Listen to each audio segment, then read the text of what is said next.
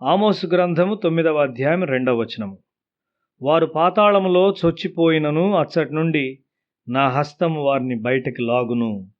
ఆకాశమునకెక్కిపోయినను అచ్చటి నుండి వారిని దింపి తెచ్చెదను. దేవుడిక్కడ ఇశ్రాయేలీయులతో మాట్లాడుతూ ఉన్నాడు. వారిలో కొంతమంది దేవుని నుండి తప్పించుకొనగలమని తలస్తూ ఉన్నారు. వారు తన నుండి తప్పించుకొనలేరని దేవుడు చెప్తున్నాడు. దేవుడు వారిని గమనించున్నాడని మరియు వారిని పరిశోధించున్నాడని మరియు దాన్ని బట్టి ఆయన వారిని దీవిస్తాడని యవన ప్రజలు మర్చిపోవచ్చు. ఆయన వారిని ఎట్లు దీవించాలని కోరుచున్నాడు? తన స్వభావాన్ని వారికి ఇచ్చుట ద్వారా. అయితే ప్రజలు ఆయనతో సజీవమైన స్పర్శలోనికి వచ్చుటకు భయపడుతూ ఉంటారు. పాత నిబంధన కాలంలో ప్రజలు ఇతర దేవుళ్లను పూజిస్తూ ఉన్నప్పుడు మొదట మీరు ప్రభువును వెదకండి అని ఆయన వారితో చెప్పాడు.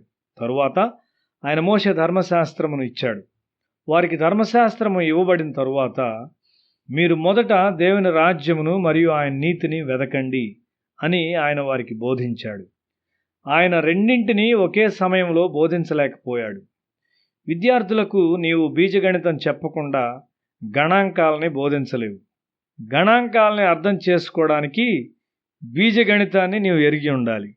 ఒక ధర్మశాస్త్రము లేని ప్రజలకు ధర్మశాస్త్రము ఇవ్వబడినప్పుడు వారు ఒక నైతిక ప్రజలుగా తయారయ్యారు.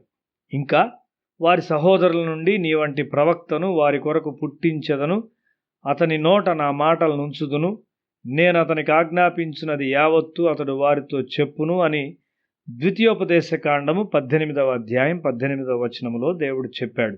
వారు యేసు ద్వారా ఒక ఆత్మీయ చట్టాన్ని పొందబోతా ఉన్నారు.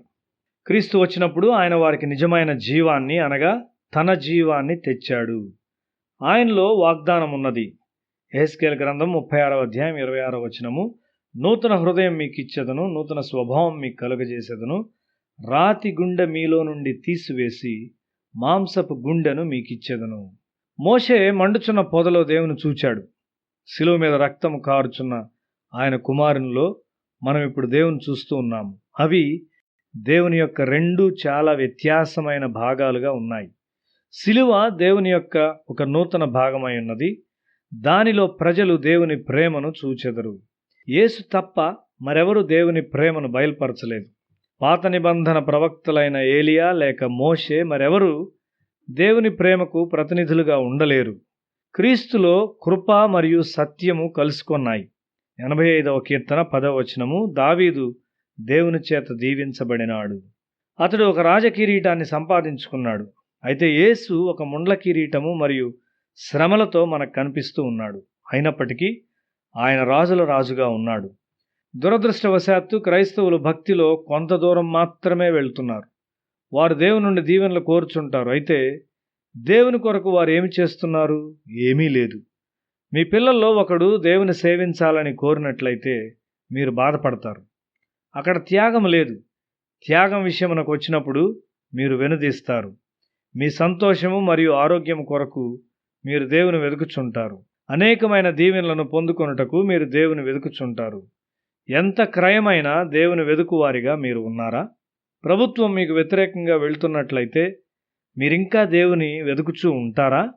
సర్వశక్తిమంతుడైన దేవుడు మీ కొరకు గొప్ప కార్యాలు చేయుట చూచుటకు ఇష్టపడుచున్నారా? అయితే రక్తము కార్చున్న రక్షకుని మీరు కోరుకొనరు. నీ నిమిత్తము నీవు గొప్ప వాటిని వెతుకుచున్నావా? వెదకవద్దు అని దేవుడు ఇర్మియా గ్రంథము 45వ అధ్యాయం 5వ వచనములో చెప్పుచున్నాడు. ఒక బహుమానము కొరకు దేవుని వెదకవద్దు. నీ పొరుగువాని కొరకు నీవు ముండ్ల కిరీటాన్ని సహించుటకు ఇష్టపడుచున్నట్లయితే అది ఒక సక్రమమైన విషయము. క్రీస్తు కొరకు నీవు అవమానము నొందుటకు సిద్ధపడినట్లయితే అది ఒక మంచి విషయము. క్రీస్తు యొక్క అంతిమ బోధ ఒక రాజకిరీటము కాదు గాని ఒక ముండ్ల కిరీటము. క్రీస్తు కొరకు ఏదైనా చేయుటకు నీవు నిజంగా నిశ్చయించుకున్నావా? ఆయన కొరకు క్రీస్తును వెదకు. ఆయనే శ్రేష్టమైన బహుమానము. నీవు మొదట దేవుని వెతికినప్పుడు నీకు అవసరమైనవన్నీ నీ వెంట వస్తాయి.